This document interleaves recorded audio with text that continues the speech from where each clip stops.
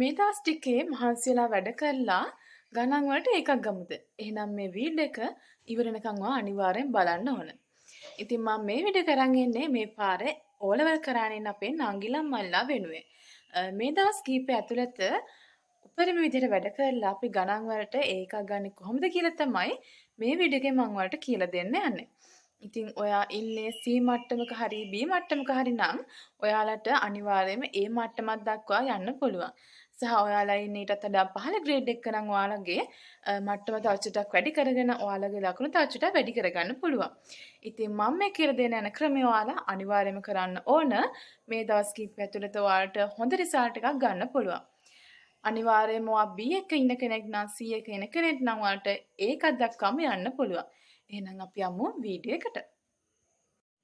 හොඳයි.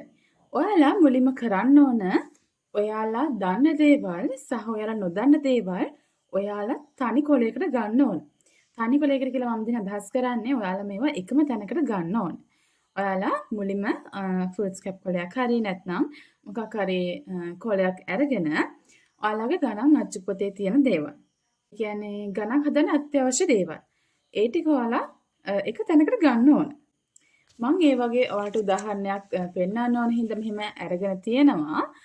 මෙතන මට මේ වෙලාවේ මතක ටික තමයි මෙතන ලියලා තියෙන්නේ. ඔයාලා කරන්න ඕනේ මේක ඔයාලගේ අච්චු පොතෙන් හරි ඔය නැත්නම් ඔයාලගේ ගණන් ලියලා තියෙන පොතෙන් හරි බලාගෙන ඔයාලට ගණන් හදන්න අත්‍යවශ්‍ය දේවල් ටික එකම තැනකට ගන්න ඕන.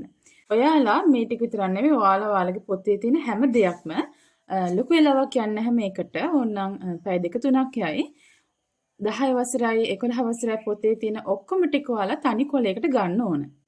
තනි කොලයකට ගන්න මේ වගේ ලස්සනට ලියලා ඔයාලට දකින්න ආස හිතෙන විදිහට ලියා ගන්න. ඊළඟට ඔයාලා ගන්න ඕන පේපර් පොතක්. ඕලෙවල් පේපර් තියෙන පොතක් හරි නැත්නම් මට දැන් මෙතන හම්බෙලා තියෙන බස්නාහිර පළාතේ පොතක්. දැන් ඔයාලගේ හැමෝම පේපර් පොත් ඇතිනේ. ඉතින් පේපර් පොතක් ගන්න. ඊට පස්සේ අපි දැන් මේ පේපර් පොතෙන් තමයි අපේ දැනුම පොලිෂ් කරගන්න යන්නේ. ඒ කියන්නේ අපි දන්න දේවල්, එතකොට අපි නොදන්න දේවල් ඔක්කොම ටික අපි පොලිෂ් කරගන්න යන්නේ පේපර් කරලා. අනිත් සබ්ජෙක්ට් වගේ නෙවෙයි ගණන් වල සාමාන්‍යයෙන් ලකුණු වැඩි කරගන්න පුළුවන් හොඳම ක්‍රමය තමයි පේපර් කරන එක. ඉතින් මම ඔයාලට උදාහරණයක් විදිහට පෙන්නන්නම්. මම දැන් මේ පොතේ පෙරලා ගන්නවා එක පේපර් එක. මේ තියෙන්නේ බස්නාහිර පළාතේ 2017 අවුරුද්දේ දෙවෙනි වාර පරීක්ෂණයේ පේපර් එක. හරි. ඔයාලා පේපර් කරනකොට ප්‍රධානම දේ තමයි ඔයාලා කිසිම වෙලාවක කලබල වෙන්න එපා. හරිද? ඔයාලා පේපර් එක කරනකොට ඔයාලා හොඳට මතක තියාගන්න ඕනේ දෙයක් තමයි ඔයාලා පේපර් එක කරන් එනකොට ඔයාලා නොදන්න ප්‍රශ්නයක් හම්බුනොත් එහෙම. ඔයාලා නොදන්න ප්‍රශ්නයක් හම්බුනොත් එහෙම ඒක නොකර ඉන්න එපා. ඔයාලා ඒ වෙලාවෙම ඒක කරන්න ඕන උත්තර පත්‍රයෙන් බලලා හරි නැත්නම් ඔයාලගේ පොතකින් බලලා හරි. ඔයාලා කල්තියා එක්සෑම් එක රෙඩි වෙනවා නම් ඔයාලා එහෙම කරාට කමක් නැහැ. මොකද අපිට ලකුණු බලලා ලකුණු තත්ත්වය බලා ගන්න පුළුවන් නේ. නමුත් අපි ගණන් හදන්නේ දැන් මේ ළඟ තියෙන එක්සෑම් එකනේ. ඒ නිසා අපි වැඩ කල් දාන්නේ නැහැ. ඔයාලා නොදන්න ගානක් හම්බුනොත් එහෙම ඒක ඒ වෙලාවෙදිම හදන්න ඕන. ඒ වෙලාවෙදිම හදනකොට ඔයාලා දැන් පොත් පෙළ ඉන්නකොට වෙලාව යනවා. අන්න ඒ නිසා තමයි අපි අපිට අත්‍යවශ්‍ය ටික අපි මුලින්ම එකම කොලයකට අරගෙන ඉන්න ඕන. දැන් බලන්නකො මේකේ දෙවෙනි ප්‍රශ්නේ තියෙනවා. ඔයාලට පේනවා ඇති. A සමානයි B වල t බලය. ලඝු ගණක ආකාරය ලියා දක්වන්න කියලා. අපි අපේ කොලේ කලින් ලියාගත්තා ලඝු දර්ශක ආකාරයට ලියන්නේ කොහොමද කියලා. එතකොට මේ තියෙන ලඝු ආකාරයෙන් ලියලා තියෙන එක දර්ශක විදිහට ලියලා තියෙන විදිය මේකේ අනිත් පැත්තේ තමයි එතකොට දර්ශක ආකාරයක ලඝු විදිහට ලියන එක. ඉතින් ඔයාලා ටක් ගාලා මේ කොලේ බැලුවා. ඊට පස්සේ මේක තියෙන තැන හොයාගත්තා.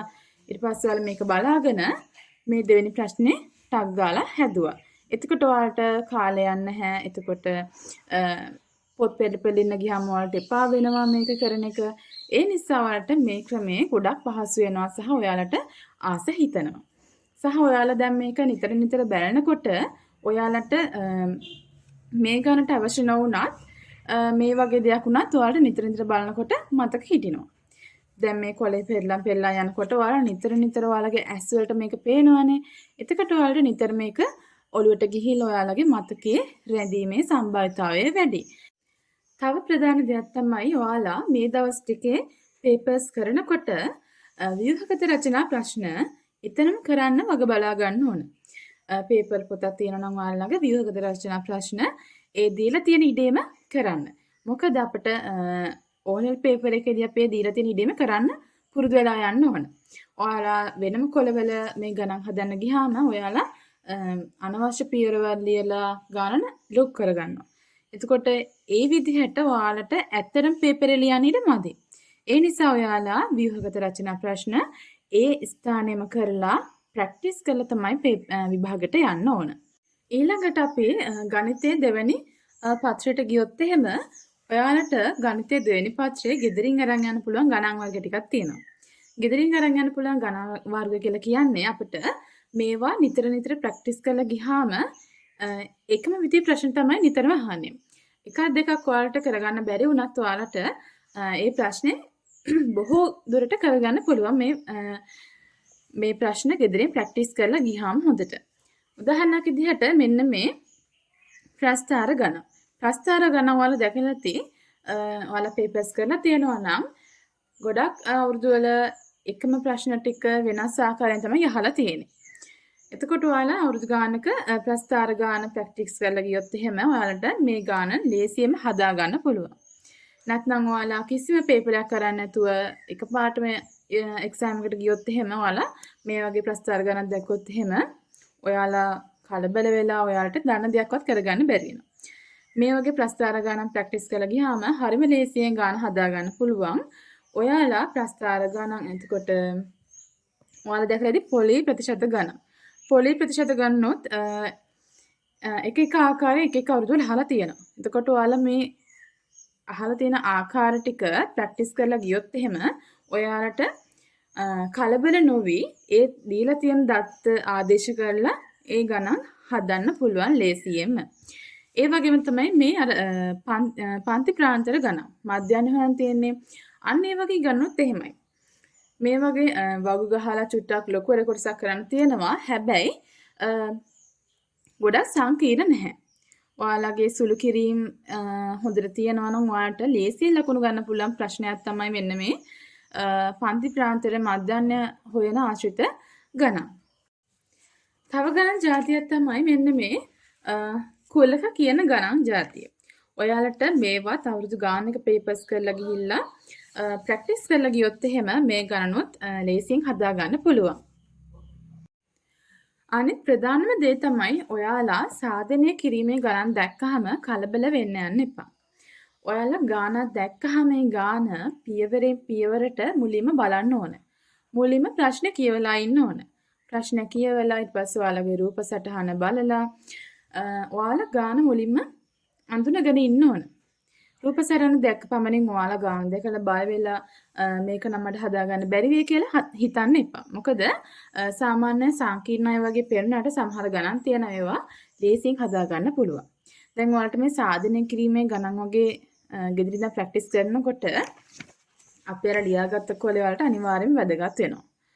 හරිද? ඒකින්ද තමයි අපි දන්න දේවල් අපි එක තැනකට මුලින්ම එකතු කරගෙන ඉන්න ඕන. මොකද අපි දැන් මේ වගේ සාධනය කිරීමේ ගණනක් එම දැක්කහම අපි තියරි දන්නේ නැති වුණාම අපිට මේ ගාන හදාගන්න බෑනේ කොහොමද? ඒ නිසා අපිට ගණන් උනත් ප්‍රැක්ටිස් කරන්න අපි තියරි දැනගෙන ඉන්න ඕන. අපිට තියරි පාඩම් කරන්න කාලයක් නැහැ මේ වෙලාවේ. කියන්නේ අපි සාමාන්‍යයෙන් ගණන් පාඩම් කරන්න නැහැනේ. අපි සාමාන්‍යයෙන් ගණන් හදනකොට තමයි අපි ඒ දේවල් දැනගන්නේ. එතකොට ඔයාලා මේ කොලේ නිතර දකින්නකොට ඔයාලට මේ කාලේ හොඳට ප්‍රමාණවත් ගණන් හොඳට ප්‍රැක්ටිස් කරලා හොඳ ලකුණු මට්ටමකට සූදානම් වෙලා යන්න. සාධනය කිරීමේ ගණන් වලදී ලකුණු හම්බෙන්නේ උත්තරේටම නෙවෙයි. අවසාන උත්තරේටම නෙවෙයි. ඔයාලා මේ රූප සටහන අඳිනවට, එතකොට ඒකේ දත්ත ලකුණු කරනවට, එතකොට ඔයාලා ගණන් වල පියවර ලියනවට මේ හැම දෙයකම ඔයාලට ලකුණු හම්බ වෙනවා.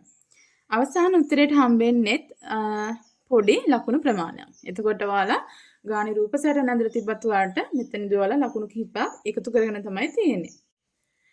හරි. හිතන්නකෝ දැන් ඔයාලට මේ සාධනය කිරීමේ ගානක් දැක්කහම ඔයාලා දැන් ඒක හදන්න පටන් ගන්නවා. ඔයාලා භාගයක් හදාගෙන යනකොට ඔයාලට ගාන හදාගන්න ඉතුරු පියවර වල ටික ඔයාලට තේරෙන්නේ නැහැ. එතකොට ඔයාලා මේ ගාන අතහැරලා දාලා නිකන් ඉන්න එපා. ඔයාලා මේ වෙලාවෙම උත්තර පත්‍රේ හරි නැත්නම් ඒ ගාන ඔයාලා කලින් හදලා තියෙනවා නම් ඒක හරි ටක් ගාලා ගිහලා බලන්න ඕන. ඔයාලා ලේසිම දේ තමයි උත්තර පත්‍රේ බලන එක මෙතනදී. එතකොට උත්තර පත්‍රේ බලලා ඒ ගාන හදන විදිහ ඔයාලා ඒ විදිහටම ඔයාලා පියවර වල ටික ලියන්න ඕන. කියන්නේ ගාන දිහා බල පියවර වල ටික ලියන්න. උත්තර පත්‍රයේ විදිහට.